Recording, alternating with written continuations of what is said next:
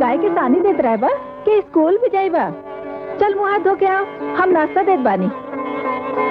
अरे माई, ये लिखे पढ़े वाले काम तो हमरा से होके ना, तू बेकार में हमरा के स्कूल भेजलू। लिखबा पढ़बा ना तो का मूर्ख रहबा। अरे अब झूठो के हंसत काहे बड़ा। अरे माई, इतना सब समझेलू पर ये ना समझेलू कि मोहन का मतलब का होला। का होला? हाँ, किशन, किशन भगवान। अच्छा ये बताओ, किशन भगवान कौन स्कूल जाते रहन? अरे दिन भर तो उका के गाय ग्वाला से फुर्सत ही ना मिलत रही, तब फिर स्कूल कब जैतन? भैया, वो जमाना में स्कूल ना होत रहे, लोग गुरु के घर पर जाके पढ़त रहे। ते चुप रहो। अब बोल। अरे सोनू स्कूल जाता ना, तब भी तो ये सब सीखलस। माई, किशन भगवान से बड़का बुद्धिमान कोई नहीं थे। हमरा भी स्कूल से पढ़ाई से कौनो मतलब नहीं थे। तू सोनू के स्कूल भेज दिया। अरे वो जमाना कुछ और रहे बेटा। इस जमाना में समाज में अनपढ़ आदमी के कौनो इज्जत नहीं थे।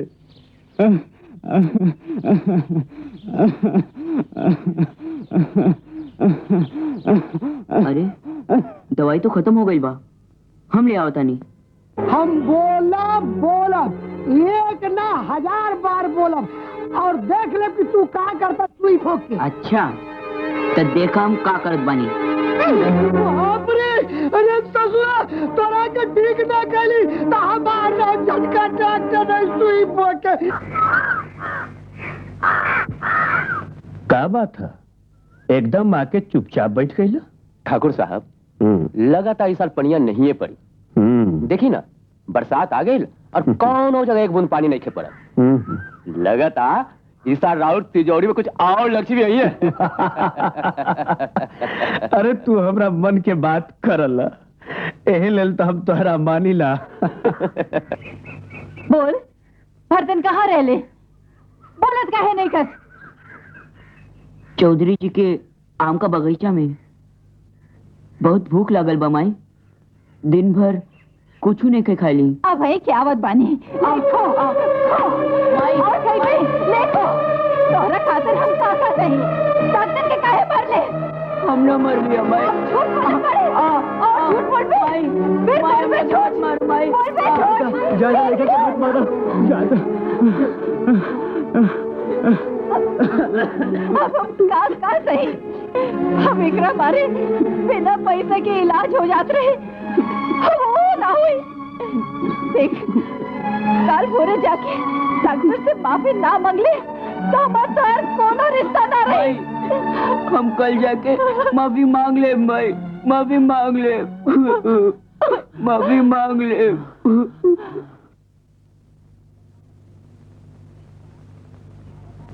बताओ, 3 में 4 जोड़े से का होला? 6 होला। 3 में 4 जोड़े से 6 होला। तू बतावा, 3 में 4 जोड़े से का होला? 7। हाँ ठीक। अच्छा तू बताओ, 5 में 5 जोड़े से का होला? 10।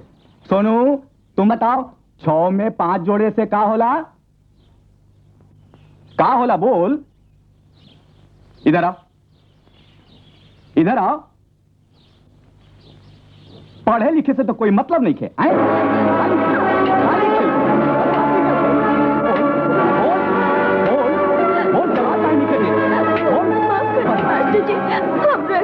माफ कर दी। बोल बोल।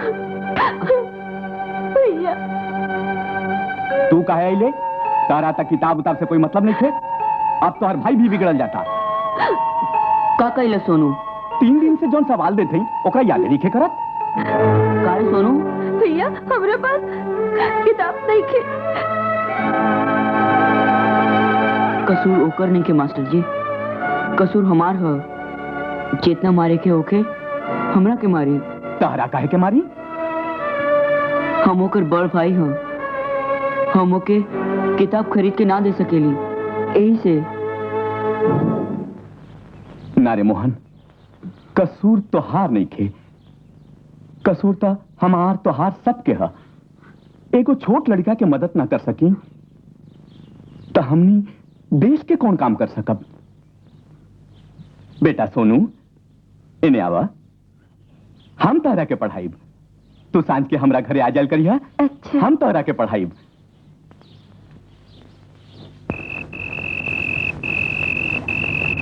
पीला दूध पीला।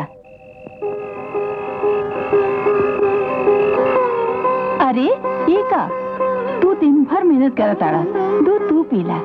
माई हमरा से ज्यादा तो दिमाग के काम सोनू करेला, एकरे के पिए दे दूध।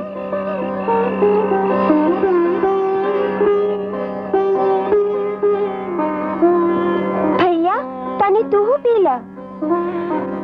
भगवान जी करस तू दोनों भाई के प्रेम जिंदगी भर ऐसा ने बनल रहे।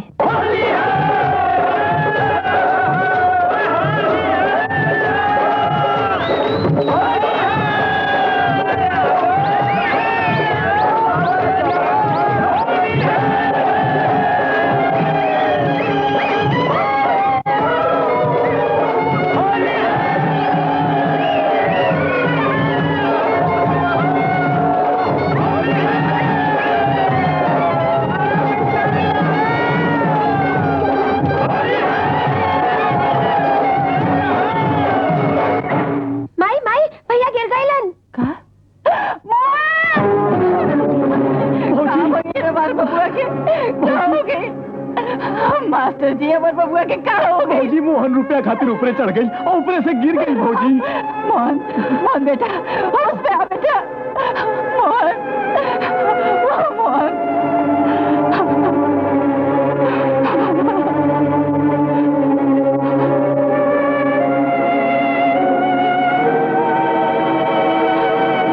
हाइले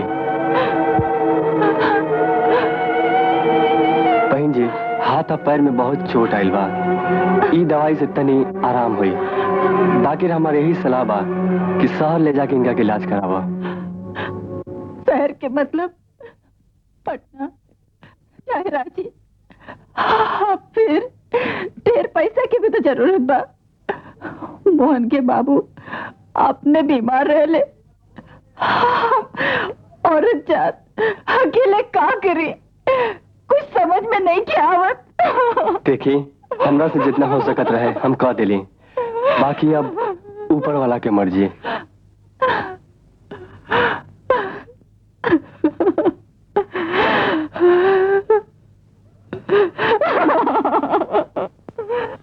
ए चपेड़न जल्दी जल्दी काम करो, बहुत देर हो रहा बा। ए रमुआ, अरे माई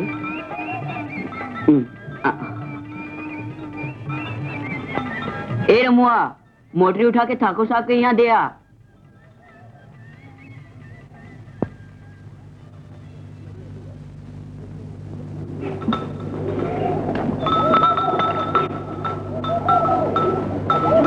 ला बेटा खा ले।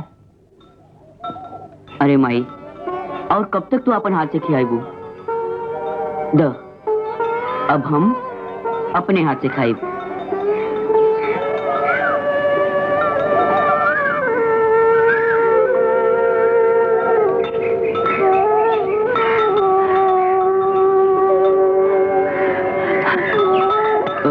माई, इहो साग फसल ठीक नहीं खे भाई।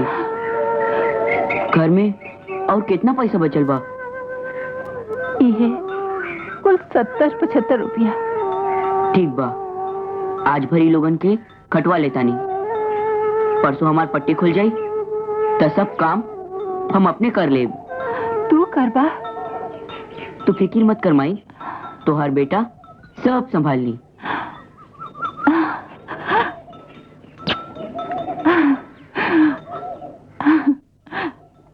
प्रणाम। प्रणाम बेटी।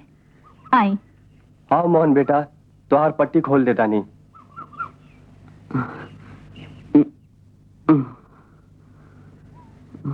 देखी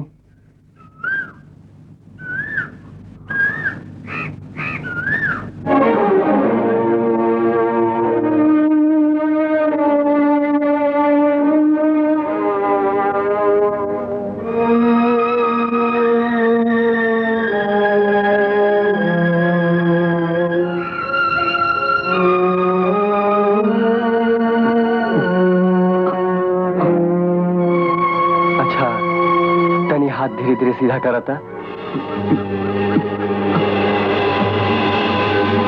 वही काका हाथ सीधा नहीं होत, बहुत दर्द करत बा। ये का कहत बड़ा बेटा, कोशिश करा सीधा हो जाई। माई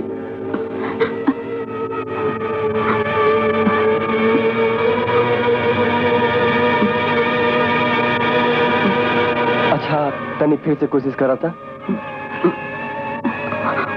ना तनी धीरे धीरे चले की कोशिश करा। तनी पैर मोड़ के चले की कोशिश करा।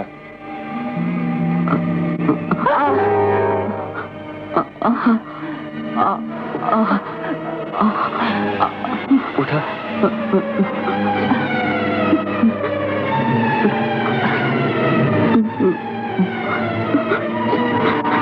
माई आपका हमारा हाथ गोड़ कबो ठीक न होई ना। माई हम तो पहले ही कह दिले रही है बाबू कि मोहन के इलाज शहर में करावे के चाहिए। लेकर जिंदगी भर अब तो सारा कसूर हमार बाप, हम बाप होके भी अपन फर्ज निभाने पड़े। मोहन मोहन बेटा कैसन बात तोहार हाथ गोड़ बोला। मास्टर जी अब हमार हाथ गोड़ कबो ठीक ना होई। ना बेटा कबो ना ठीक बेटा ना होई। ना। जल्दी चला, तोहर बाबूजी कैसन तो कर रहल बाड़न। का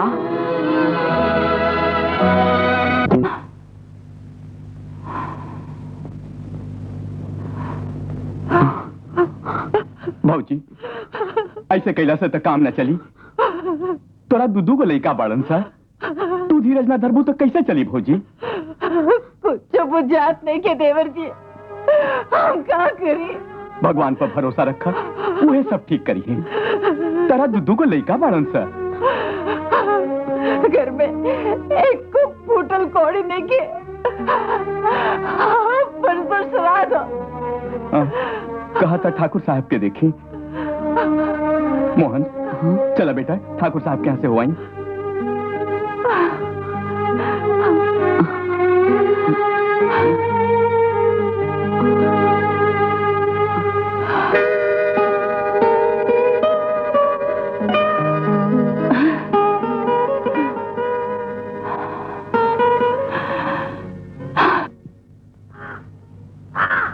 राम राम ठाकुर साहब। अरे मास्टर जी आए आए बैठी।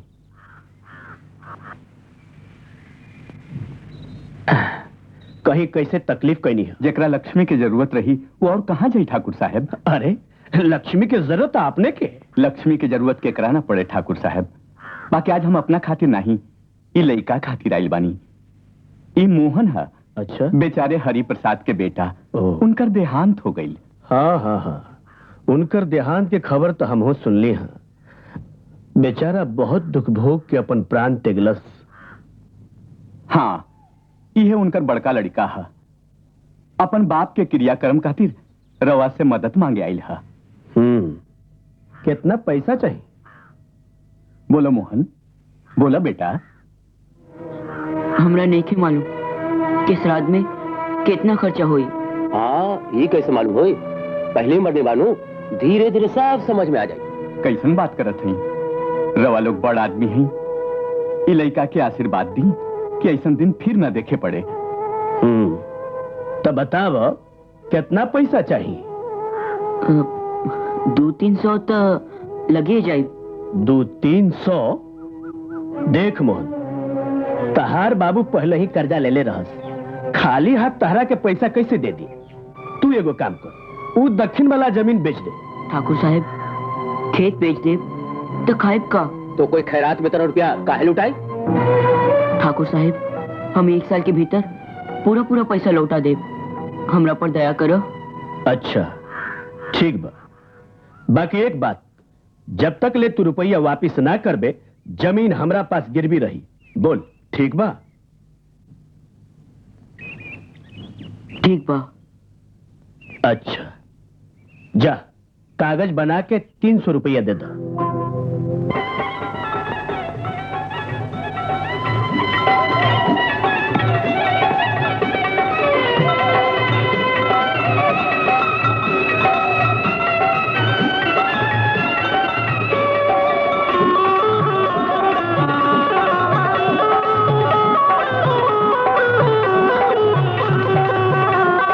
बेटा मोहन, और कितना काम करबा? तनी सुत्ता आला। माई हमरा के ढेर सा रुपया कमाए के बा, सुस्ताई तो कमाई कैसे? इतना पैसा के का करब हमनी? आपन सोनू के खूब पढ़ाई, ओकरा के डॉक्टर बनाई। ई गांव में अस्पताल खुली, बिना पैसा के लोगन के दवाई मिली। अच्छा अच्छा, चल जो। चल। बड़ बड़ बात सोचेला।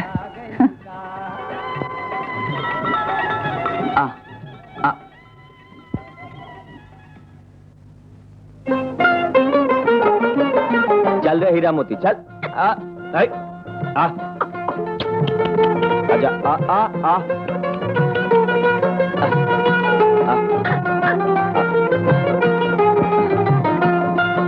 अरे माई, जा तू घरे जा, हम काम कर ले।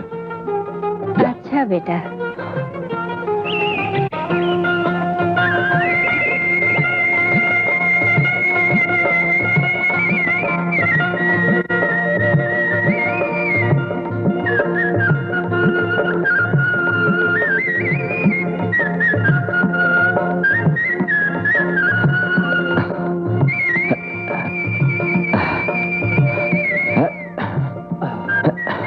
अरे सुनुआ, कब भैया? ई कारे तारा के पढ़े के चाहिए तो तू काम कर रही बाड़ा।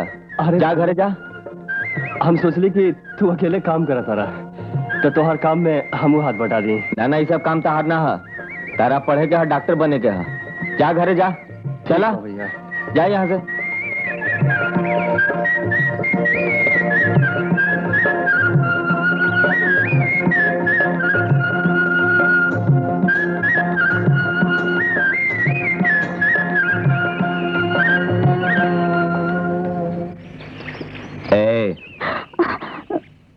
तू यहाँ का कर रहल बाड़ू?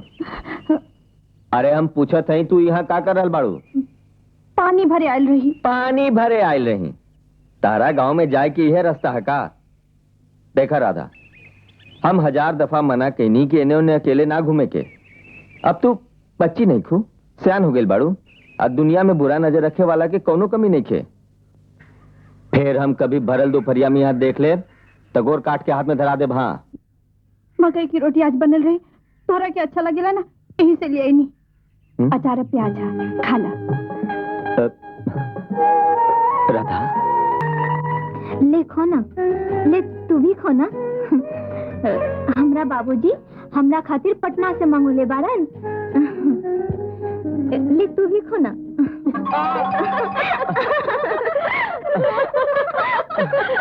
तुम्हारे बाबूजी को पैसा मांगे आए कोई, जाए दे बेचारे के।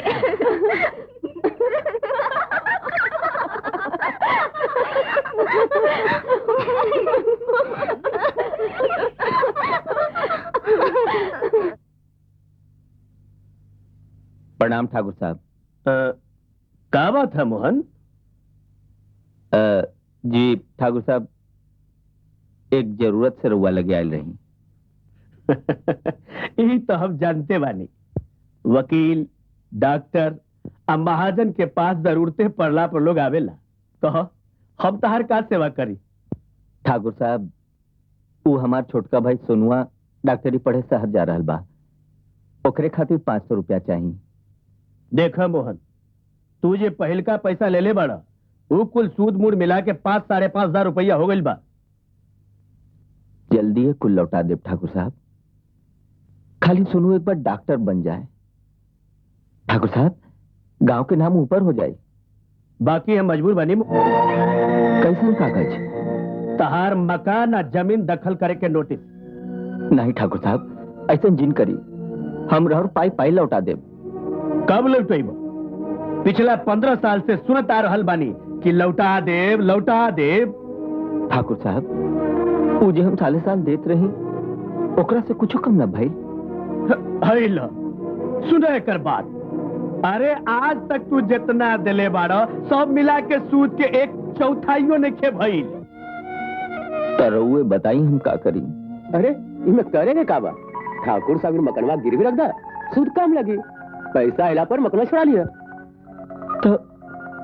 तब हमनी के रहब कहाँ जा? चलो रह के भी हो जाए, बाकी 2 वर्ष खातिर पैसा होते छुड़ा लिया, न तो घर छोड़े के पड़ी।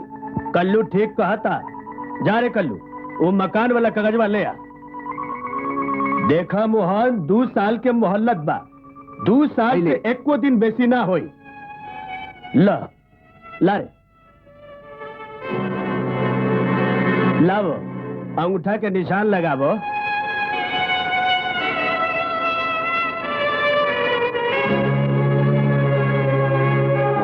जा मुंशी जी के कह के इनका के 500 रुपया दिया दो। जा मोहन, पैसा ले। मोहन अब आवते हुई। माई अरे इका गेलन। सुनो, ला रख ला, लावा हमरा के था। शहर में ठीक से रहिए, वहां लड़का छुड़ा के बेचे वाला बहुत घुमलन सर। अरे अब हम लड़का थोड़ी बानी, अब तो हम सियाना गुल बानी ना। हाँ। माई के नजर में तो ऊकर लड़का हरदम बच्चा ही रहला, चाहे वो बच्चा के बाप काहे ना होके। सोनू, तू फिर कब आईबा? छुट्टी हुई तब। अरे सोनू, छठ और होली में जरूर चलिए। जाता जियत रहा। ना तो भाई माई के मन न लगी। हमरा के का कह रहल बाड़ा? तू तो दिन रात एकरे फिक्र में रहला। सोनू, सब सामान ठीक से बांध ले बाड़ा ना? जी भैया। और सुना, शहर में जाके कुछ कपड़ा बनवा लिया। बाकी भैया उस समय तो बहुत पैसा। तू ओकर फिक्र मत करा, तारा पढ़ लिख के बहुत बड़ा आदमी बने के बाद। सोनू, जल्दी जल्दी चला, न तो गाड़ी छूट जाए। माई, हम वजह से खेत में चल जाए। हाँ? अच्छा चला।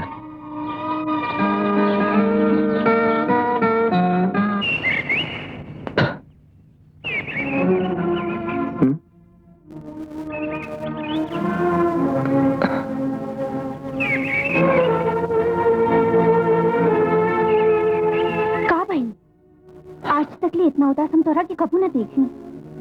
हमरा के बतावा, हम तोहार दुख बांट ली। हमरा इतना अधिकार नहीं थे, बोला।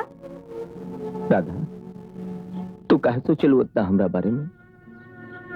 काल जब तहार ब्याह हो जाए तो अपन ससुराल चल जेबू तक के आई हमार दुख बांटे?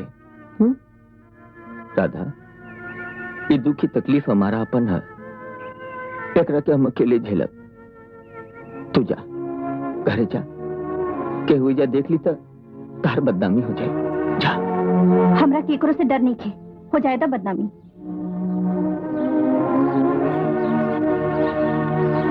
राधा, हमनी के समाज से अलग ना रह सकी। तू नहीं को जानत राधा, औरत की जिंदगी कांच लेखा होला, एक बार टूट जाए तो कबू ना जुड़ सके। फिर क्या आई तारा हाथ थामे? मत थामे हमार हाथ, के चाहे दूसरा संग ब्याह करे के। तू तो हमारे संग ब्याह कर बनू। राधा, अरे हम तो दुनिया खातिर ऐसे ही मजाक बनल बानी, अब तू हमरा से मजाक मत कर राधा।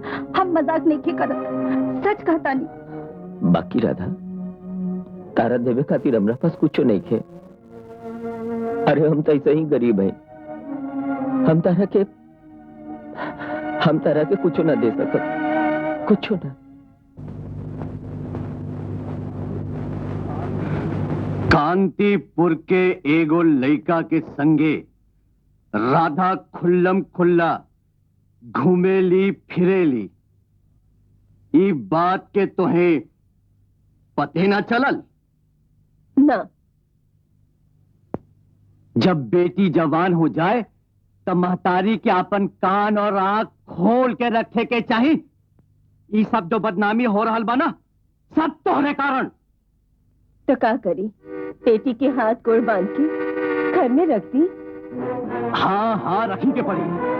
जवान बेटी जब भाग जाए तो उके अब राधा तनी सुनत रह। ई हम का सुनत बानी? का?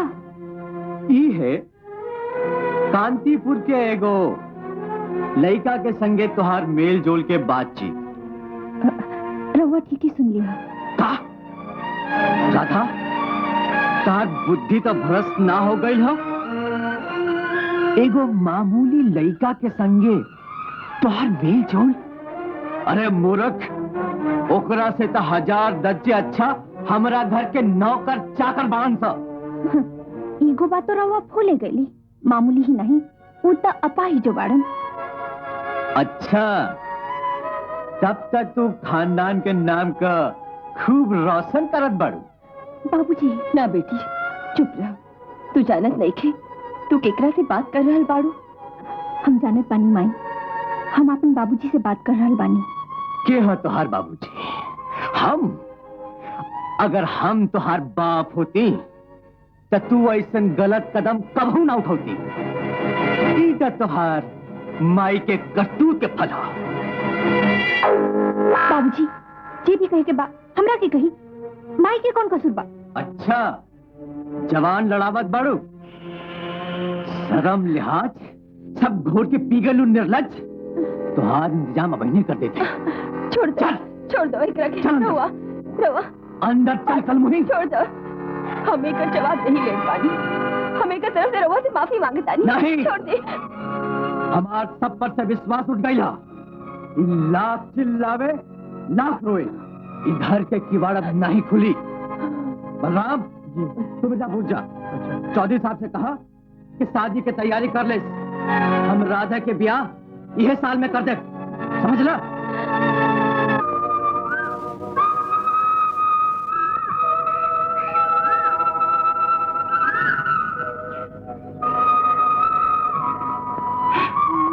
ये का करत बड़ा बेटा? साल भर के इहे तो खुराक बा, एक रोके बेच दे रहल बड़ा। माई अब ही पैसा के बहुत दरकार बा। सोनुआ के चिट्ठी आइल रहे कि ओकरा किताब खरीदे के बा। तब बाकी साल भर कैसे चली? माई, हमरा रहते आज तक तहरा लोग के कोनो तकलीफ भइल बा? हाँ भैया, कतना हो गइल बोला। अब है तो अपन रहे से भइल है भैया। सुना हो भैया, तेरा एक पहले सिगरेट दे दो।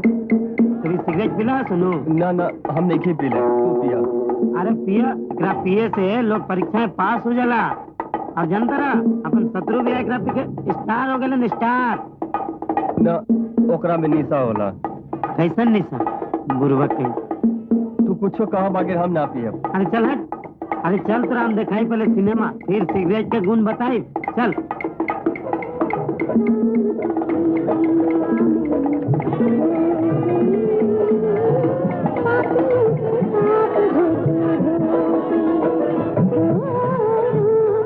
ए झोल्टन, ई कहा? अरे सिनेमा हॉल है, चल तेरा अंदर दिखाई। बाकी वो हॉस्टल में देर हो जाई तब। अरे हॉस्टल सब हम संभाल ले, चल अंदर। राम तेरी गंगा मेली लागल बा अंदर में। का बात बा माई? तू फिर जाइबा तो नानू? अरे माई, आज तक ऐसा कबू भइल बा? सोचत रहनी कि घर में एगो बहू आ जाए ता। माई, अरे तू तो हमार मन के बात छीन ले लू। हम यही सोचत रही। साचे? हाँ माई, तू ठीक कह लू। सोनुआ शहर में अकेले रहता, एकरा पहले की कुछ गड़बड़ हो जाए, एगो नीक लड़की देख के ब्याह ठीक करता। हम सोनू के बात नहीं की करत, ता? हम तो तुहर ब्याह के बात करत बानी। हमर? हाँ। अरे माई, तू का बुझत बाड़े? जैसे हम राधा के बारे में कुछ जानते नहीं थे। हमरो पसंद दिया। माई, हम ब्याह ना करब। काहे? तू पूछत बाड़ू काहे? माई, अगर राधा तार बेटी हुई तो तू का हमरा से नपाहिज आदमी से ब्याह कर तू? के कहत बा कि तू अपाहिज बाड़े? तोरा जैसन लड़का पाके तो कोनो लड़की अपन भाग्य सराई। अरे माई, माई ये सब कहे के बात बा। हम तो जान गई माई कि दुनिया में लड़े खातिर दोनों हाथ पैर सलामत रह के चाहिए। माई, सलामत रह के चाहिए। आखिर हमरा कौन हक बा कि हम केकरो जिंदगी खराब करी? अरे हम तो खुद दुनिया में पाहिज बन के बोझ बन गई माई, बोझ बन गई। राधा का चाहत दिया। राधा का चाहिए जे तू चाहू वो है।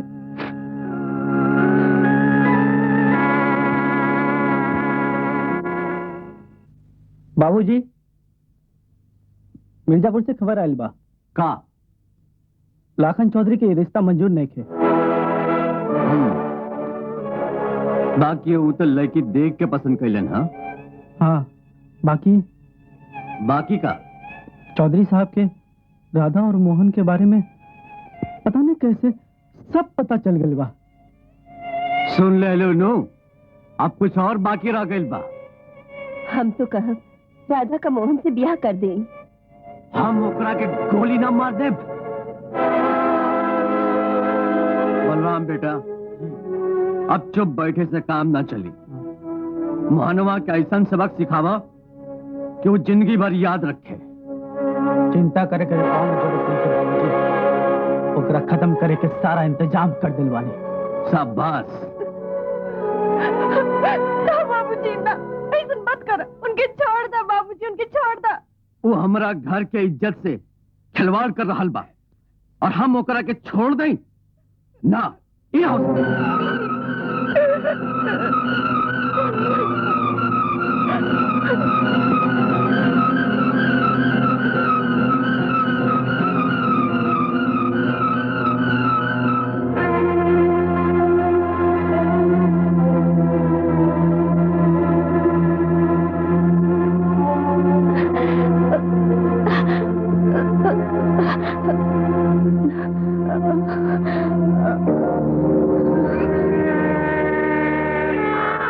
हरि प्रसाद के बेटा मोहन अब इस दुनिया में न रहेगा, चाहे रामू।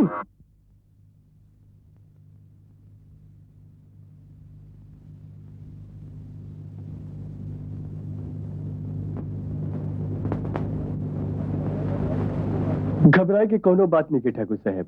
समय पर इलाज कैला से जहर के असर खत्म हो गई बा। पर डॉक्टर साहब, रउआ बार बार कैसे बचाएबा? ठाकुर साहब राव हम फैमिली डॉक्टर हैं। राधा के हम बचपने से जानता नहीं। वो रउआ से कम जिद्दी नहीं थे। हमार बात मानी तो राधा के बियाह मोहन से कर दी। नहीं हो सकी। हम बेटी के खातिर समाज के सामने सर नहीं झुका सकी। ठीक बा, रउआ रही अपना जीत पर, चढ़ा दी बलि अपना बेटी के। बाकी एक बात जान ली ठाकुर साहब, अगर फिर ऐसा भइल तो ओकर जिम्मेवार रउआ खुद होखे। हम हाथ चढ़ता नहीं। रउआ डॉक्टर की बात मान ली।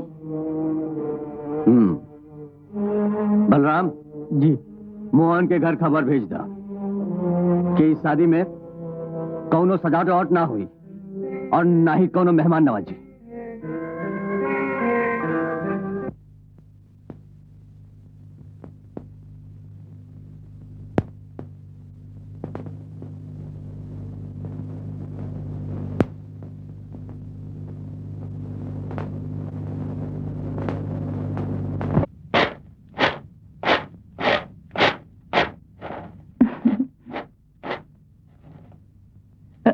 ले माई, अपन लड़का के खाना पहुंचावा। दिन भर बैठल बैठल अब तो लगता कि हम सचमुच बुढ़िया गइल बानी।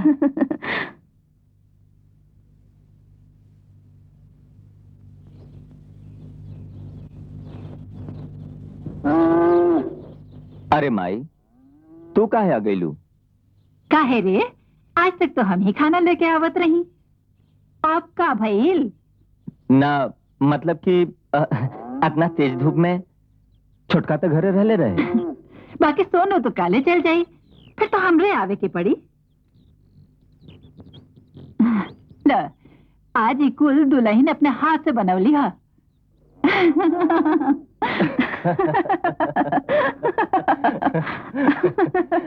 अरे वाह भौजी वाह, आज तो इतना चीज बनौले बारो कि खाए में मजा आई जाए। तोहरा की जे जे पसंद बा हम सब बना के खियाए। अरे अब का खियाबू भौजी, काले हमरा हॉस्टल चल जाए के बाद 4 दिन के तो छुट्टी मिलल रहे। तो का तू कल ही चल जाइबा? हाँ भौजी। फिर कब आइबा? ई बार के होली में तो तू अपन नैहर चल जाबो नु। ना ना, हम यहीं रहब। बाकी ना देवर जी, अब वो घर में हमरा खातिर जगह नहीं खे। अब ये हमार घर, ये हमार स्वर्ग है। भौजी, कहीं ये बात खातिर तोरा मन में कोनो अफसोस तो नहीं खेनो? ना ना, एकदम नहीं। तू पढ़ लिख कर काबिल हो जा और अपन भैया का सपना पूरा कर दा। बस हम कसो तोरा की डॉक्टर जरूर बनाए। तू ही हमार और अपन भैया का दुख दूर कर सकेला बबुआ। हम जरूर पूरा करब भौजी, जरूर पूरा करब।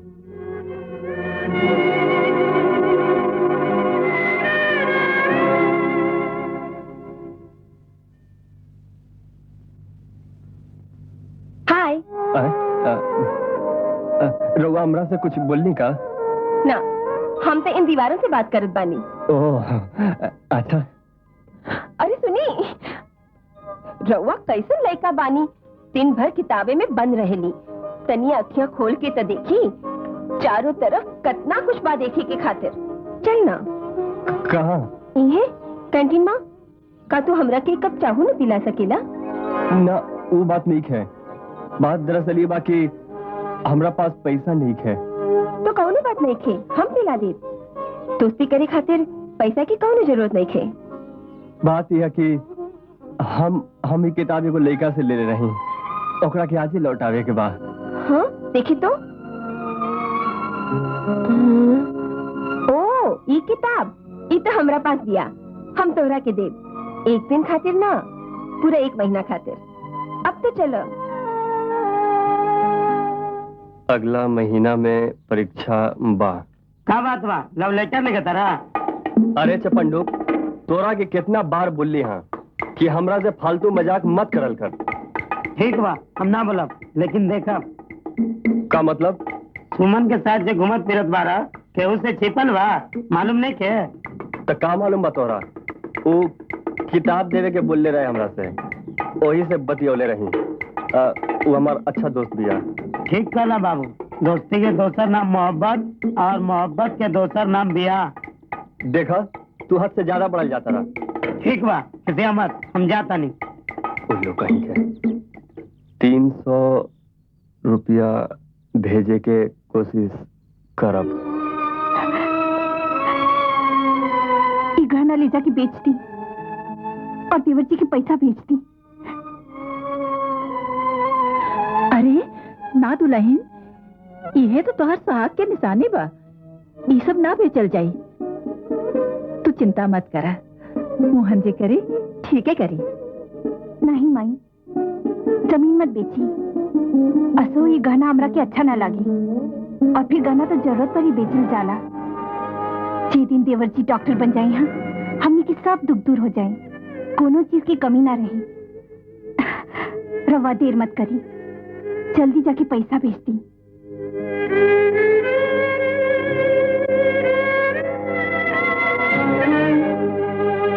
राधा, अब तो आज तक तहरा के कुछ न दे सकली। ये उपकार हम कैसे चुकाए बुझात नहीं थे। ना, ऐसे मत कहे। रवा हमरा के औरत की सबसे पवित्र चीज, एक चुटकी सेनूर दे देनी। अब हमरा के और का चाहिए? हमरा खातिर तो ये सबसे बड़ी चीज है।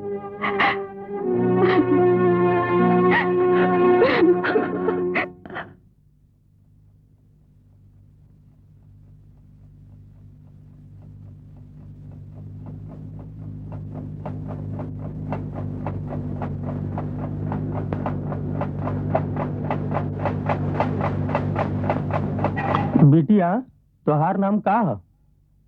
गौरी, मगर बाबूजी हमरा मुन्नी कहलन। ओ अच्छा, तो घर के काम काज तो जानत हो वो? ना जानी। कहाँ तक पढ़ल बनी? हम रामायण सुन रही ना।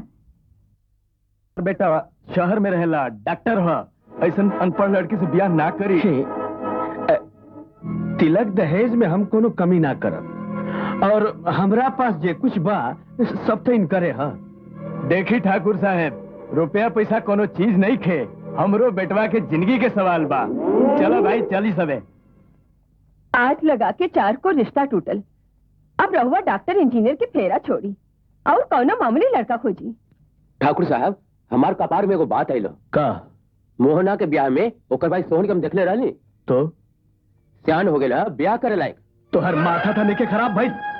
मोहन के भाई से ब्याह होई हमार बेटिया से? का औकात बा मोहन के? अरे कुछो ना, औकात का बा, खाली लड़का होनहार बा, अच्छा बा, बाकी 2 वर्ष में डॉक्टर हो ही जाए। और फिर मोहना तो रउआ से ऐसा बंधल बा कि वही रिश्ता तोड़ ही ना सकेला। हाँ, बतवा तो तू ठीक कहला। एक काम कर, आजे जाके मोहन की खबर कर। ठीक बा, हम चल जाए।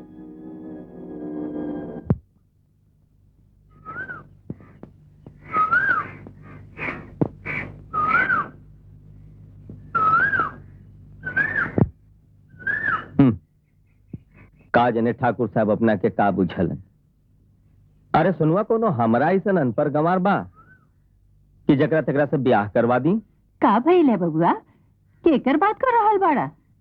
अरे माई, ठाकुर साहब अपन बेटी के ब्याह हमार सोनुआ से करवावे के चाहतरन। तो एमे खराबी का है? इतना बड़ा लोग बानी, कम से कम अपना बराबरी का तो समझ ली। माई तू बुझत नहीं खू, उ लोग सोनुआ के खरीदे के चाहत बाड़न। अरे बेटा हमार हो, वो खरीदिए कैसे? ई मकान और जमीन के बदले में। तो का भइल, आखिर सुनवा के एक न एक दिन तो ब्याह करवाही के बा, और गौरी भी तो सुंदर बाड़ी। अरे माई, सोनुआ पढ़ल लिखल बा, शहर में रहल बा, मूरख गंवार लड़की से कैसे ब्याह करी? ठीक कहले मोहन, तो हर माई भी तो गंवार रहा, बाकी तू लोगन के बाबूजी भी तो ब्याह कैले, बड़ा गलती कैले है ना?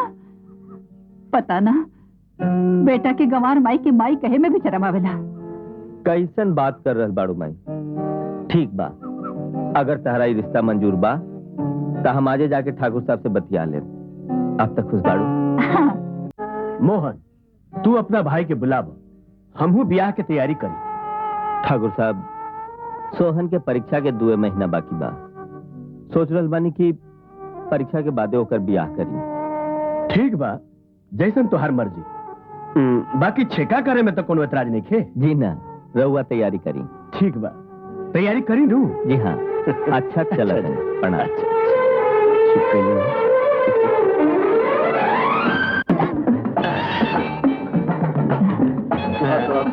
मोहन, तुम्हारे भाई के बा? बैठा। अरे बुलावा उनका के। ठाकुर साहब, सोनुआ के इम्तहान बा, उहे से ना आई, लोटा छेक दी, समझ ली कि सगुन निकल गई। ठीक बा, जे तू अच्छा समझा। और है तहार जमीन के कागज है।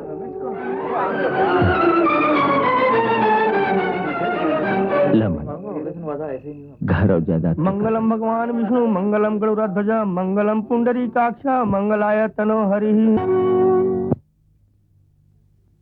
सोनू, संडे को हमारा बर्थडे बा, जरूर आई है। आई बा ना? देखा तू तो जानते बारू कि हमार एग्जाम कितने नजदीक बा। हमारे एक पल बहुत जरूरी बा। हमरो तो एग्जाम बा, एक सांझ हमरा ना दे सकीला? ऐसा बात नहीं है, तोहरा खातिर तो हम सब कुछ कर सकिले, लेकिन परिवार वालन खातिर भी तो हमार कुछ फर्ज होला ना। तोहरा के आवे की होगी, हम इंतजार करब। चल।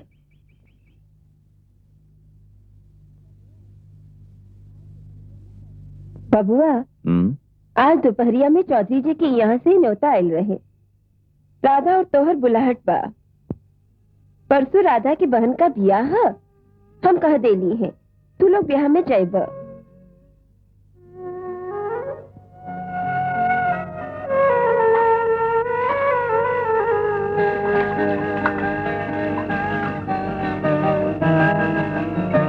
माई, हमरा लगे ढेर काम बा, तू राधा के भेज दा। हेलो, राधा अकेली कैसे जाए? बियाह के बाद तू लोग कभी गईले भी तो ना हो। वो लोग तो कभी वो बुलौले नहीं खन। दुल्हन, वो लोग तोहनी से बड़ बाड़न, उनकर कुछ बोलल तू लोग के मन में न लेवे के चाहिए। ये बहाने चल जाइब तो हमनी के संबंध सुधर जाये। 4-4 रुपए किलो भैया, 4-4 रुपए। आवा 4 रुपए किलो है भैया। 4 रुपए भैया। अरे इतना बढ़िया दाना है।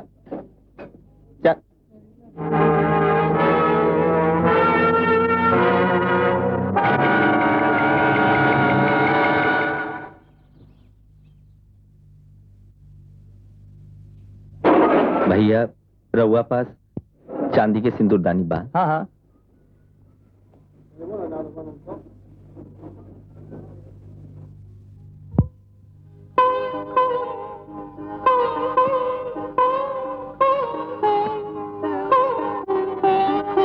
कहाँ रहली दिन भर? हम खाना लेकर खेत पर गए रही, बाकी रहुआ वहाँ न रहली। घबरा गई रहुगा।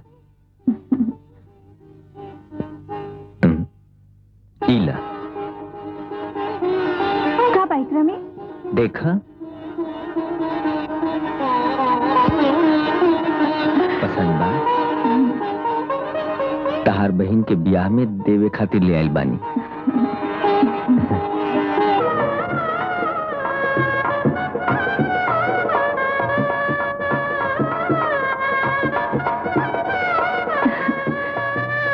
दीदी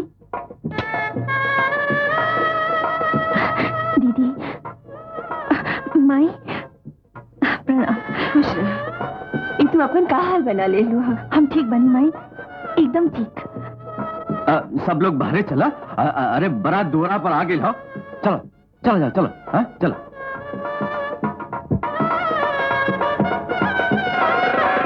राधा तू वहां ना जाइए। और सुना, तू अपने लंगड़े पाइस के अंदर बुला लो।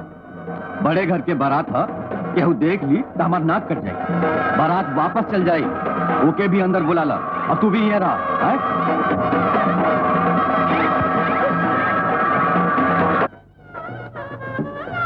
माई से भेंट कर ले लू। हाँ, द्वार पूजा हो जाए तो हमनी के घरे चलल जाए। वो का है ब्याह ना देखबू? घरों में तो माई अकेले हुई है ना। हाँ यही बात ठीक है। हम कह रहे बानी कि जरूर उन्हें सबके काम होगी। ई कैसे कहत बड़ा? अरे गरीबी जे न करावे, उस सब की हालत बहुत खराब बा। काले हम अपनी आंख से देख ले बानी, बाजार में मकई बेचत रहे। हो सकेला, चल देखल जाई।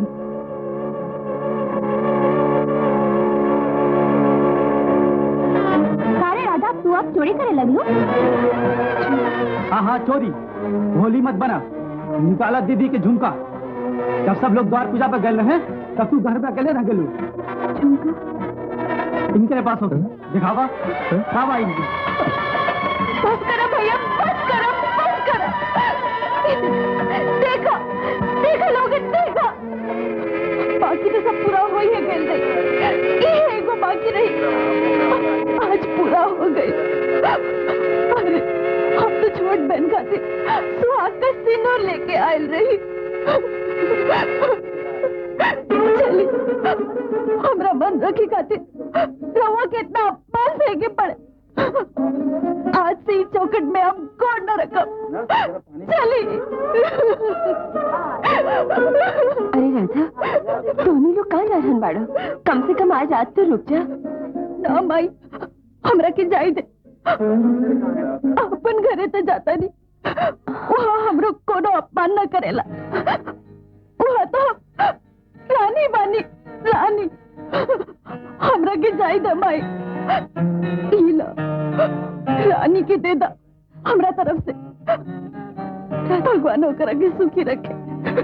चली।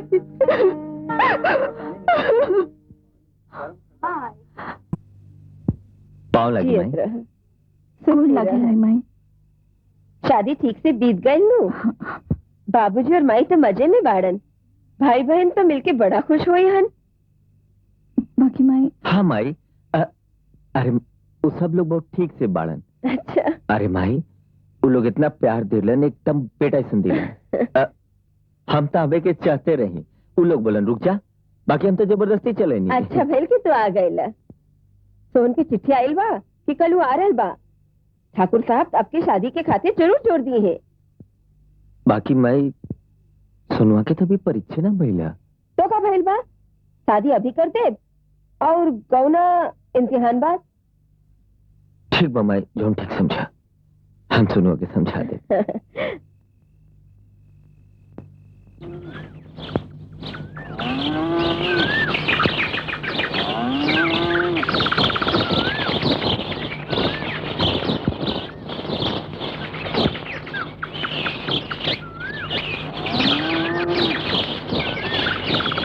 भैया, तारा ब्याह तय करे से पहले हमरा से पूछ लेवे के चाहत रहे। अच्छा, तब कुछ करे के पहले तारा से पूछ लेवे के पड़ी। ये कोई मामूली बात नहीं है भैया, ये हमार जिंदगी के सवाल बा। तारा बुझा रहल बा कि हम ताहर जिंदगी बर्बाद करत हैं। अरे नारे सुनवा, इमे ताहर गलती कुछो नहीं के। हम ही तो भेजनी तारा शहर पढ़े खातिर। शहर के हवा लागल तो स्वाभाविक बा। भैया, रउआ हमरा के गलत समझत हैं। हम ही कहत रही कि एक बार हम डॉक्टर बन जैती, फिर ब्याह करती। सोनू, तारा पढ़ाई ना छोड़े के, तू ब्याह करके चल जा, दुल्हन निजे रह जाई। ठीक बा भैया, जैसा और मर्जी।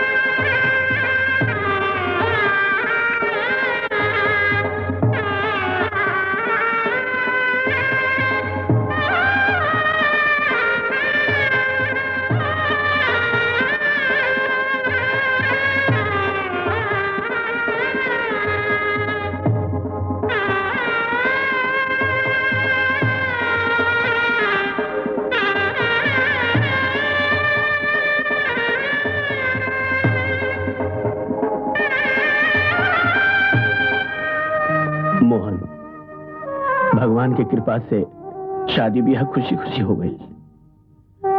हमार एक गो बेटी ब्याह बड़ा लाड़ प्यार से होकर पालन करनी है। हम चाहत बने कि गौनू लगे लग हो जाके चाहिए।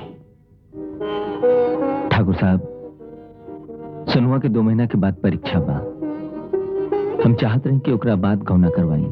हाँ हाँ, ठीक है बा, यो ठीक है बा, जैसन तुहार इच्छा। गौना तब बादे में न होए, हमरा कोनो इतराज नहीं है। ठीक बा। मेहमान भाई पीछे फेंक के बोली कि सास ससुर के घर हमेशा भरल रहे। हमार भैया और भौजी के घर हमेशा भरल रहे। लागत बा कि माई सब सिखा के भेजले बाड़ी। चल अरे, मेहमान की आराम करे दी।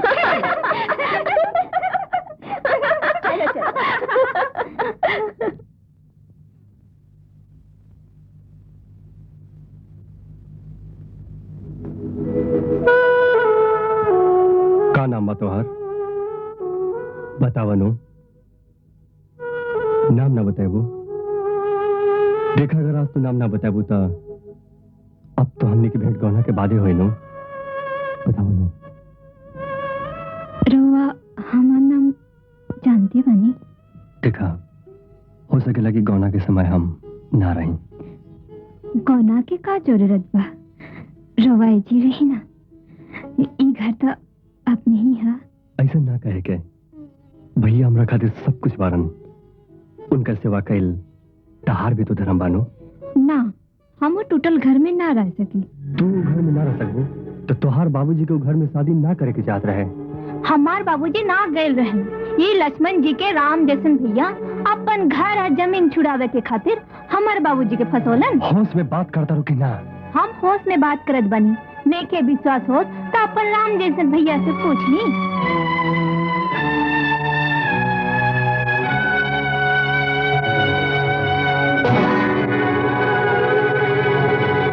ये लक्ष्मण जी के राम जैसन भैया अपन घर और जमीन छुड़ावे के खातिर हमरे बाबू फसौलन घर और जमीन छुड़ावे के खातिर हमरे बाबूजी के फसौलन जमीन छुड़ावे के खातिर हमरे बाबूजी के फसौलन नहीं के विश्वास हो तो अपन राम जैसन भैया से जमीन छुड़ावे के खातिर पूछ ली जमीन छुड़ावे के खातिर पूछ ली जमीन छुड़ावे के खातिर जियत रहा, खुश रहा। कुछ रहा। चलो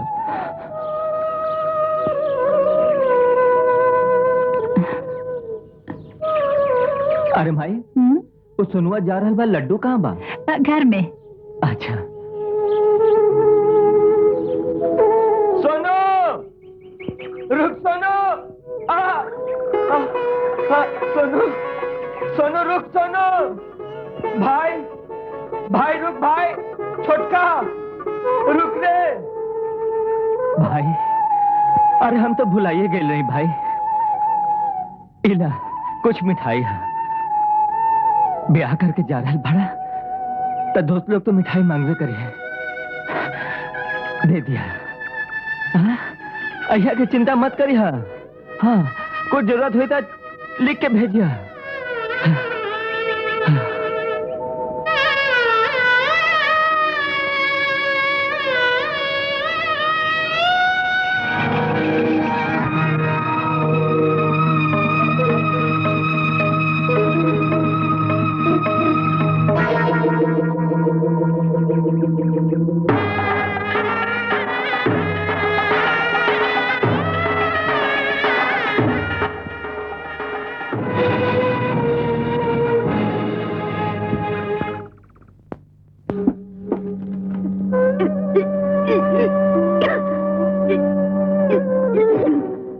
बेटी का भइल?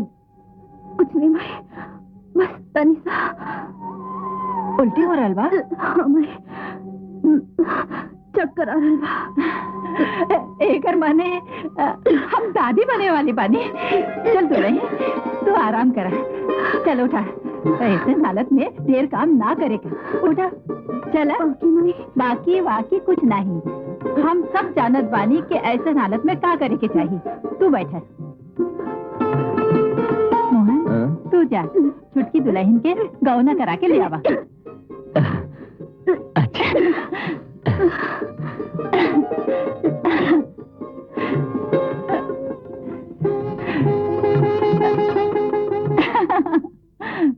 आज सवेरे तो कॉलेज छोड़ के चल आई लो। कुछ अच्छा नहीं लागत सुमन। काहे? का बात बा?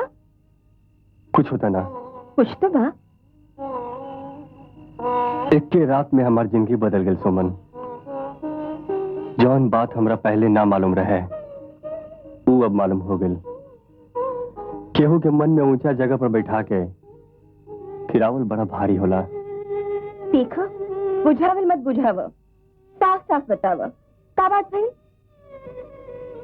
तारा के तो बता ही के पड़ी सुमन, काहे कि तू हमारी जिंदगी के सच्चा साथी बारो। लेकिन अभी ना, फिर कभी बताइब।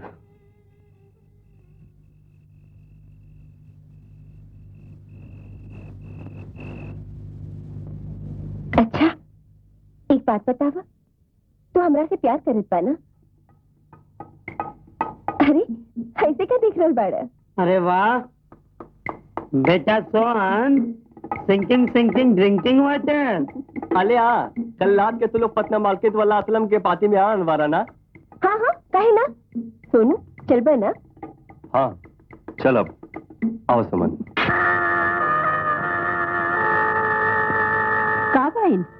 का भइल बेटा? अरे ये कोई खाना है? अरे एकरा से बढ़िया तो हमरा यहाँ के नौकर चाकर खाना खाइला। तोरा कैसन खाना पसंद बा हमरा के बतावा, हम बना के दे। अरे हम जैसन खाना खाइला तोरा सबके तो 7वें जन्म में भी नसीब ना हुई।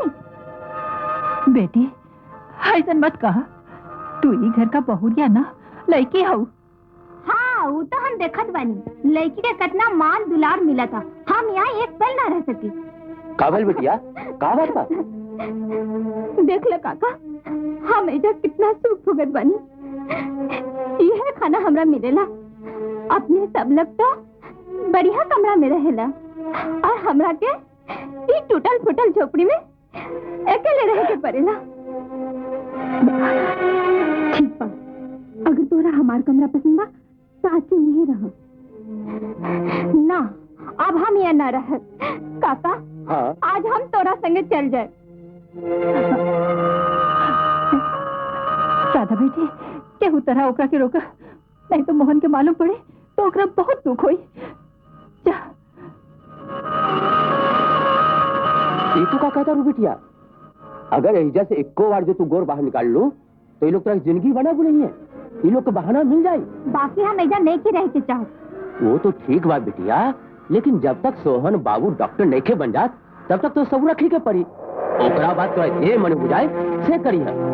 अरे रहने के तो यूं ही मरे के पड़ी।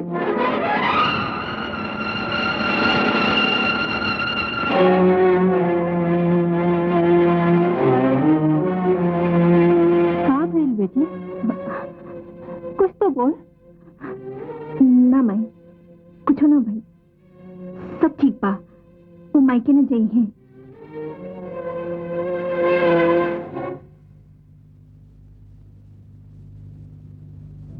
सोनू सोनू का बात बा? जब से तू घर से लौट के आई बाड़ा तब से तू कुछ बदल गई बाड़ा। ना सुमन, ऐसा तो कोनो बात नहीं है। हाँ ऐसन बात बा। लागत बा तो खुश नहीं ख और पहले जैसन हमरा से प्यार नहीं ख करत। ऐसा ना हो सके, तू तो हमारे दिल के धड़कन बारो। झूठ खा हमार कसम।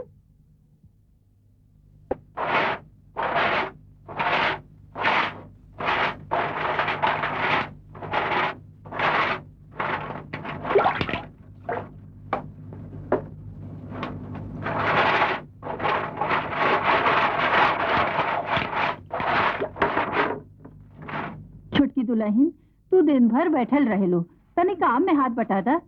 देखता बेचारे के कितना तकलीफ हो रहल बा। एजा हम कोनो नौकरानी बन के निके आइल। तू का कह रहल बाड़ू? अपन घर के काम करे से कोई दाई ना हो जाला। अपन घर कैसन अपन घर?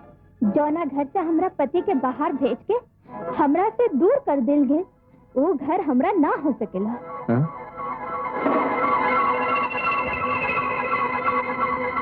अरे दुल्हन ऐसे ना बोले के। हम ठीक बोल रहल बनी। रउआ लोग अपन घर और जमीन ज्यादा छुड़ावे के लालच में हमरा साथे विवाह कैली और आज कढ़ाई के बहाना बना के हमरा से उनका के दूर कर देली। ई तू का कह रहल बाड़ू? हम गलत नहीं के कहा। ब्याह के इतना दिन हो गए और आज तक ना वो अपने आइलन ना उनका के केहू बुलोलन। तू ठीक कह रहल बाड़ू दुल्हन। सुनवा के हमरा के बुलावे के चाहिए। अच्छा हम आज चिट्ठी लिख दे। आज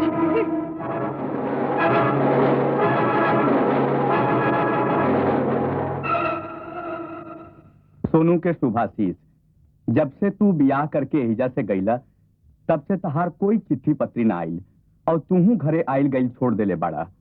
हमरा नइखे बुझात कौन ऐसन बात बा जेकरा से तू अतना खिसियाइल बाड़ा। हमरा से कोनो गलती हो गई होखे तो ओकरा खातिर माफी मांगतानी। तू लौट के घरे आजा, दोनों भाई लइकाई जैसन गले लग के रोई। हमरा दिल पर बहुत बड़ा बोझ पड़ल बा, ओकरा हल्लुक करा। तहार आसरा में भाई मोहन। आई बहन जी आई, धन भाग हमार के रउआ हमरा घरे आईली। बाकी हमार दुर्भाग्य बा कि हमरा यहाँ आवे के पड़ल। पाँव लगी माँ जी। खुश रह। अरे माई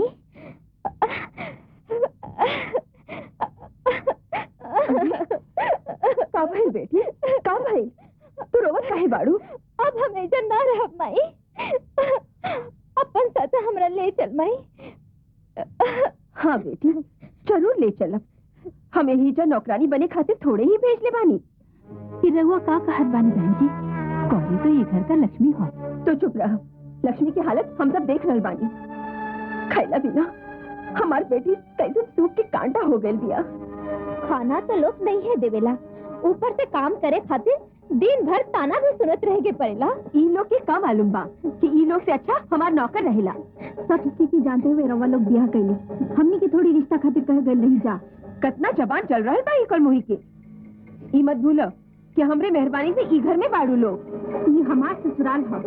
ससुराल है न रही, अब ई हमार बेटी के घर है। अगर मुंह बंद करके रहे की बात रह ना तो यही घर से सामान निकाल के फेंकवा दे। अरे रहुआ का बेली का बात बा माई? तोरी कारण हमार बेटी के ई दुर्गत भइल बा। का भाई? सब तोड़ चालाकी बा। ते जानबूझ के हमार बेटी के दुख देले बाड़े। एजा गौरी के कौन दुख बा? अब बेटी यहाँ न रही। ललन चो गौरी के सामान ले आओ। हमारे घर के अंदर ना जा सकता। अरे गौरी हमारे घर की इज्जत दिया, हम अपन घर की इज्जत के बाजार में नीलाम ना होके देता। इज्जत कैसे इज्जत? भीख मंगन के भी कौनो इज्जत होला? गौरी जरूर चाहिए। ठाकुराइन, अरे गौरी के जाके पिया तो जरूर जाए, बाकी सुनुआ के अबे तक ना जा सकी। आप वो ये घर में कब न आई है? उनका के मालूम हो गइल बा कि रोवा लोग कितना नीच कमीना बनी। दुल्हन तू का कह रहल बाड़ू? केहू हमरा का करी? हम एक बार ना 1000 बार कहा कि रोवा लोग नीच और कमीना बनी। दुल्हन तारा जे कहे के बात से कहला, बाकी तू घर के पत्तो हो बाड़ू, इज्जत से जा। अरे हम पहुंचा दे। हाँ ये हमार घर है, हमार जब मर्जी हुई आए जब मर्जी हुई जाए। रोवा लोग बोले वाला के हैं? अच्छा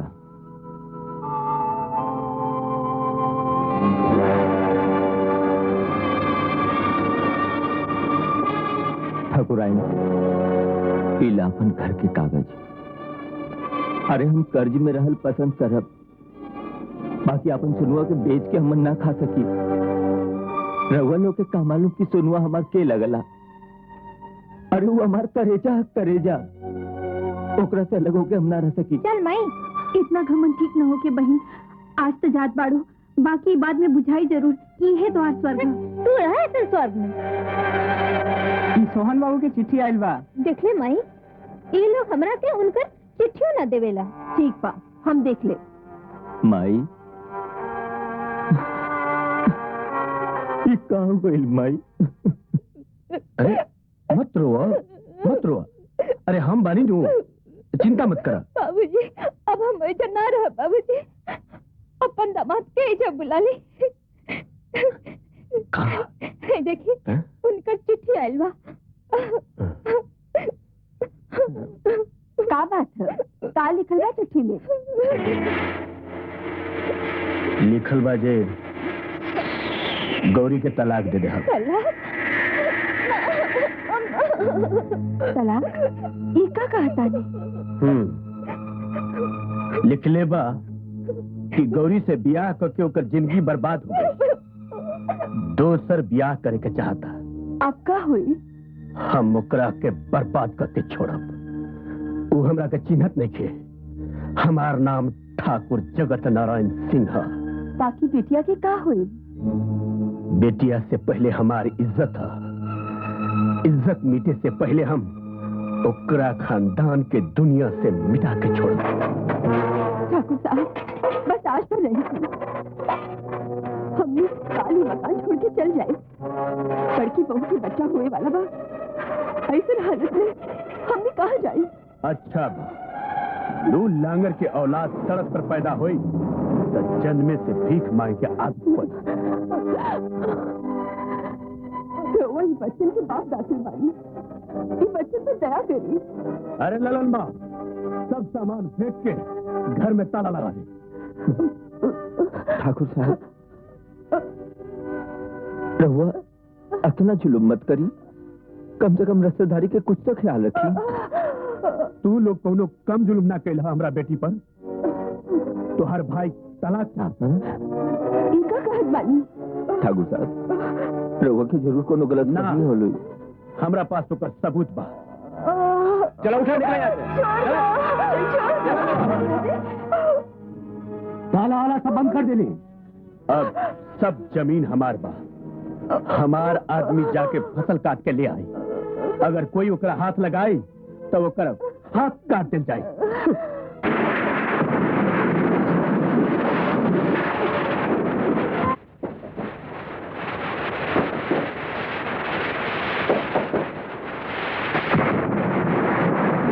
मोहन बाबू ई वक्त रहुआ बाबूजी बाड़ा हाँ तनी बुलावा बुलावत है।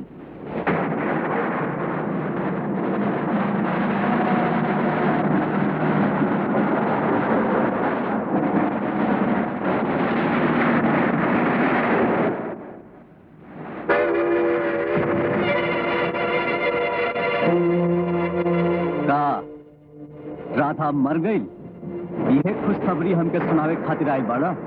अरे मूर्ख, वो तो हमरा खातिर बहुत पहले ही मर गई। कब है बेटा? राधा की कब है? राधा ठीक से बाड़ी? माई अब ही तक तू जिंदा बाड़ी, बाकी कितना देर जिंदा रही मालूम नहीं थे। हमने के तो घर से बेघर हो गई। राधा माई बनने वाली बाड़ी, वो एक पेड़ के नीचे बाड़ी। रउआ लोग ओकरा के शरण में ले ली, हमेशा जिंदगी भर न भुलाए। तू तो पहले से ही अपाहिज बाड़ी, ना तो तुम्हार हाथ पैर तोड़वा देती। ए रमुआ, एकरा के धक्का मार के बाहर निकाल दे यहाँ से। नहीं, एकरा के कोई न निकाल सकेला, ये हमार बेटा बा। हम माई बानी, रउआ के हाथ जोड़ा तानी, रउआ से भीख मांगा तानी, राधा की बुला ली, ओकरा की माफ कर दी। हम ठाकुर हैं, जान दे सके पर अपन बात वापस ना ले सके। जौन बेटी होके हमार इज्जत के ख्याल न कैलस, वो हमरे खातिर मर गई। जा, चलो जा यहाँ से। मोहन बेटा, मोहन बेटा, रउआ रोक ली ओकरा के, रोक ली। रउआ कैसे बाप आई? बाप ऐसे होखेला? राधा बेटी, राधा बेटी, हमारे साथ है बेटी। माता जी, एने आई माता जी। मास्टर जी, मैया राधा के देखनी है। हाँ हाँ, घबरा मत, वो लोग हमरे घरे बा। चला चला।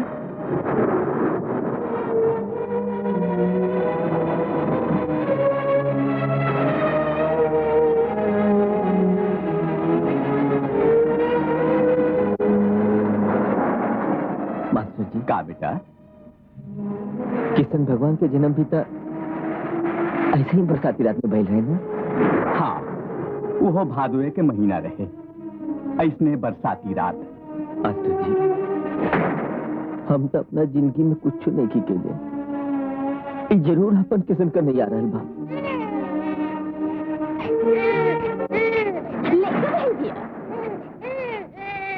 मोहन, भगवान तो हर बात सुन लेलन, तारा बेटा भइल बा। मास्टर जी,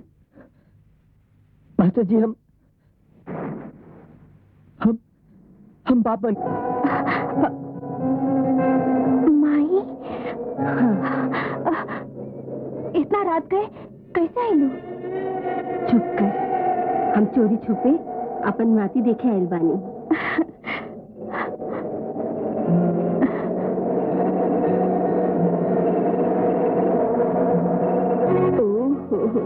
बेटी, हम कितना अभागिन बानी कि अपन बेटी और नाती के छुपके देखे खातिर आइल बानी। बेटी, तोरा संगे बड़ा अन्याय भइल, हो सके तो हम भी सबके माफ कर दे बेटी। माई, तू आ गई लो, हमरा के सब कुछ मिल गए। बस अपन नाती के आशीर्वाद दे दो कि बड़ होकर आदमी से प्यार करे के सीखे। अब हम जात बानी। ना माई, इतना रात कैसे जाइबो? फोन होके तो हम चुपके से अब वापस चल जाएंगे। ना माई, मत रो बेटा, मत रो।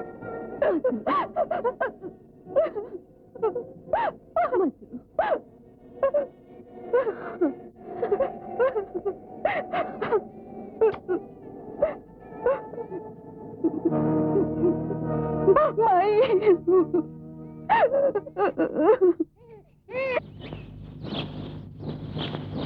ना ना सुधर रहा।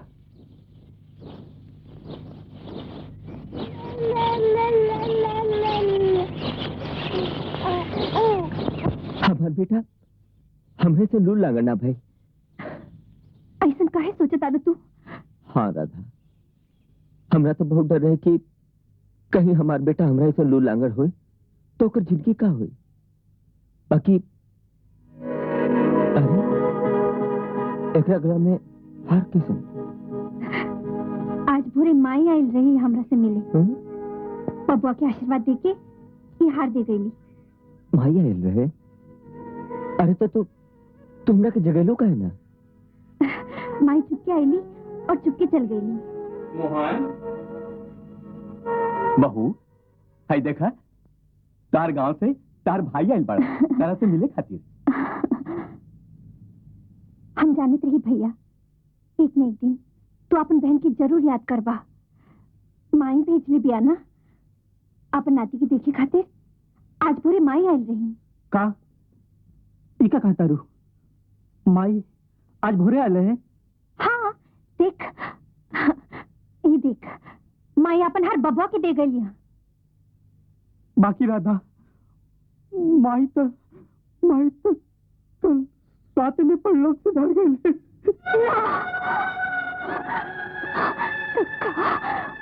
माई के आत्मा ई ना हो सकेला। माई आयल रही हमरा से मिले के आयल रही। माई आयल रही कैसे बोले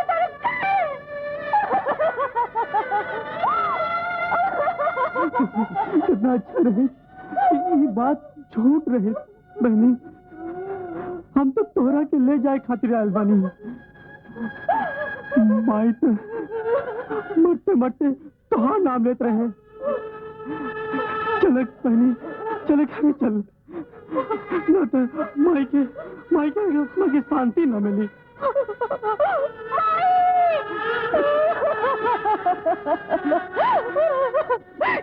चलो भैया चलो माई का आखिरी दर्शन करा दो। हे भगवान ये हम का करनी? अपन हाथ से अपन जिंदगी बर्बाद कर लेनी। उस तलाक चाह रहा बानी। अब तो हमारी जिंदगी बर्बाद होए से भैया ही हमरा के बचा सकेले।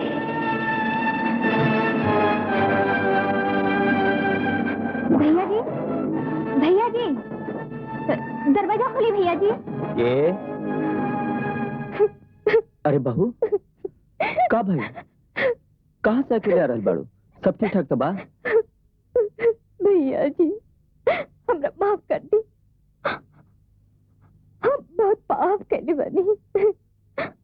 हम अपन राम जैसन भैया के बुरा भला कहनी। हमरा तो नरक में भी जगह न। अरे नाना इसे ना बोले के उठा बहू। अरे हम ये सब मन में ना रखी। तू लोग हमारा अपन खून बाड़ा और अपन खून से कहीं नाराज होला। भैया जी हमारी जिंदगी बर्बाद होए से बचा ली। का भइल बहू? राउत छोट भाई हमरा के तलाक दे रहल बाड़न। का? हाँ, वो हमरा के छोड़कर दूसर से बियाह कर रहल बा। ना ना ऐसे ना हो सके। हमार सोनुआ ऐसा कबू ना कर सके। का हो गए मोहन भैया? अब बलराम हम आजे शहर जा रहे बानी। हमरा आवे तक तू लोग ही रहिया ना?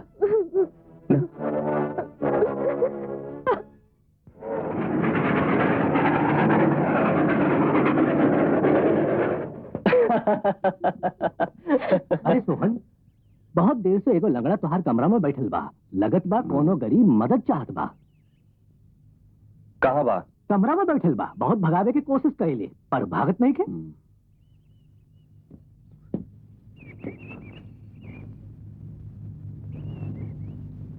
सुमन तू एजे रुका, हम अभी तुरंत आवता नहीं।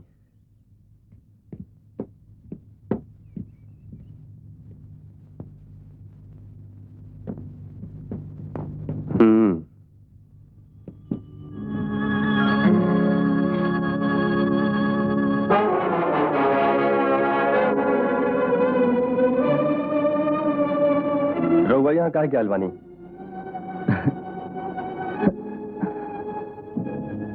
देखे आइल बानी कि हमार सोनू कितना बड़ा बन गई बा। फिजूल बात करला से अब कोनो फायदा नहीं है। कहा?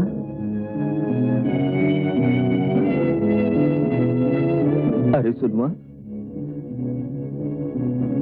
एक दिन हमार बात सुनने खातिर तार मन अकुलात रहे। जब ले कहानी न सुन लेता तारा नींद न आवत रहे। और आज हमार बात फजूल लागे लगल। वो सब दिन अब ना रहल। हाँ, से त देख रहल बानी। ना तो घर के लक्ष्मी के तो अपमानित न करता। तारा तलाक चाहिए? नालायक, बेशर्म, यही दिन खातिर तारा पढ़ा लिखा के बड़ा कैले रही। रउआ पढ़ा लिखा के कोनो एहसान नहीं कैले। ऐसे पढ़ैली कि शादी के बाजार में हमरा के ऊंचा दाम में बेच सकी। मकान और जमीन के बदले तो रउआ हमरा के बेच दे। और कान खोल के सुन ली, वो गंवार लड़की के साथ हम अपन सारा उम्र ना काट सकिले। शादी करके तो रउआ हमारी जिंदगी बर्बाद कर दिली। बाकी अब हम अपन जिंदगी अपना ढंग से जिए। ओ में रउआ लोग के दखलंदाजी करे के कोनो जरूरत नहीं है। सोनू, ये क्या है सोनू?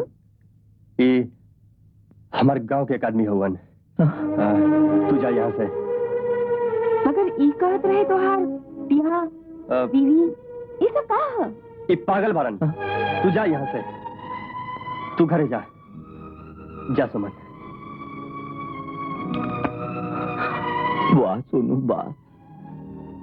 अरे आज अपना भाई के भाई कहे में शर्म लागे लगल, वही तो हमरा के पागल बना देला। और मेम साहब, तहरे चलते आज हमार भाई हमरा के भाई नहीं के कहत। तहरे चलते ही अपना बीवी के तलाक दे रहल बा। तो ही नागिन है जकरा चलते आज हमार सुनुआ के नजर बदल गई। ये हमार होए वाली बीवी बिया।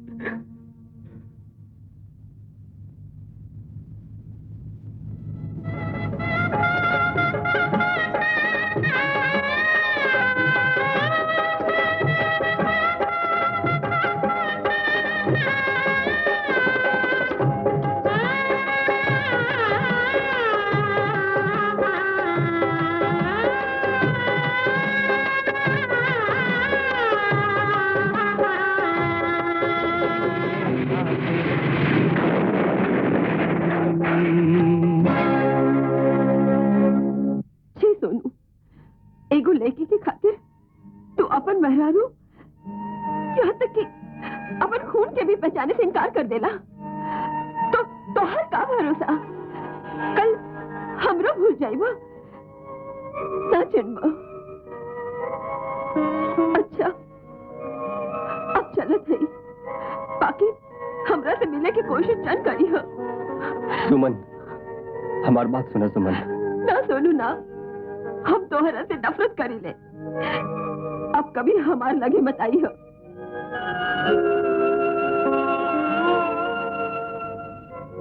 माई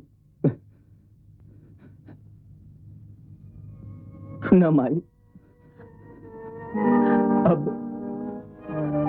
जिए के कोनो इच्छा नहीं के माई। जकरा खातिर जियत रही, जब वो छोड़ के चल गई माई, तब हम जी के क्या करूं माई? अपन खून कबू अलग ना हो सकी। तोरा खातिर एक न एक दिन जरूर आई बेटा, जरूर आई बेटा, जरूर आई।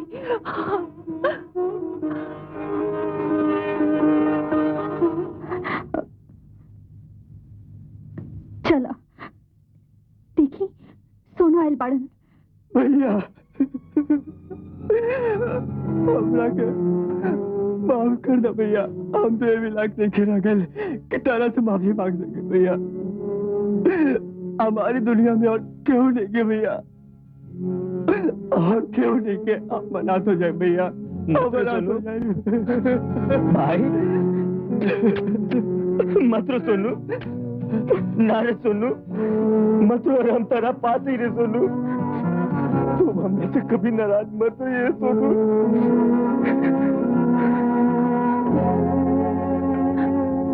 भैया हम डॉक्टर बन गए नहीं। सोनू तू डॉक्टर बन गई माई माई अपन सोनू डॉक्टर बन गई माई। मोहन बेटा हमने की सपना पूरा हो गए। जो बेटा माई। अपने फौजी से जल्दी जाके आशीर्वाद ले ले। बस बस भगवान तोहरा के और बड़ा बने हैं। माई एकर मुंह तो आपन एकदम सोनुआ जैसन बा।